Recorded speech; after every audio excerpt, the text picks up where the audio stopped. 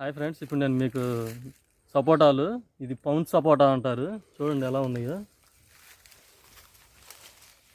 ఇదిగోండి,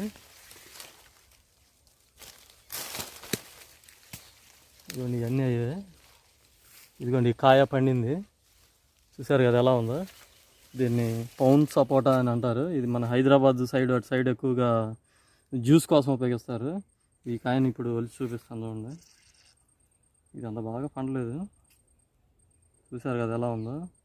మన నాటు సపోటాకి దీనికి చాలా డిఫరెన్స్ ఉంటుంది. మన నాటు సపోటా చాలా రెడ్డిష్గా ఉంటుంది, లోపల తీయగా ఉంటుంది. ఇదైతే అంత టేస్ట్గా ఉండదు. చూసారు కదా ఎలా రసం జ్యూస్కి ఎలా కారుతుందో. మనకి జ్యూస్ అలాంటి వాటిల్లో వాడతారు వీటిని. చూద్దాం అసలు టేస్ట్ ఎలా ఉందో.